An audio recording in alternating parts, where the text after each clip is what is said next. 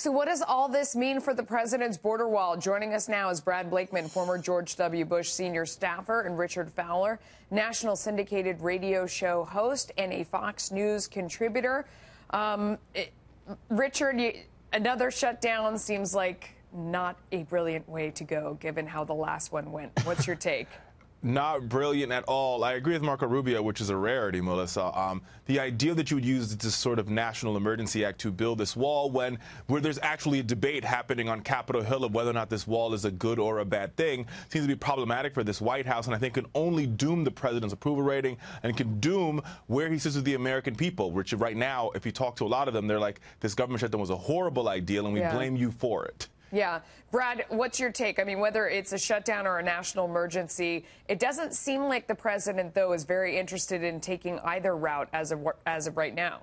No, but it's a tactic of a negotiation. First of all, the president can't negotiate with himself. He needs willing participants who act in good faith. So far, we haven't seen that, and that's why there was a government shutdown. Now, going forward, the president should not limit his leverage that he has to make a good deal. And that includes the power to issue a declaration of a national emergency if he can make the case that one exists.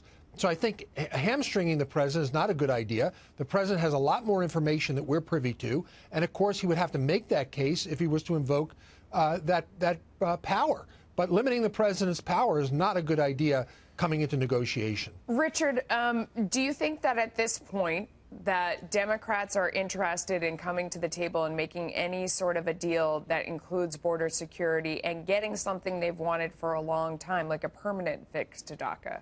Well, I think Democrats are willing to make a deal. If you look at the conferees that have on this bicameral conference committee that's currently sort of underway, they're having their first meeting as we speak.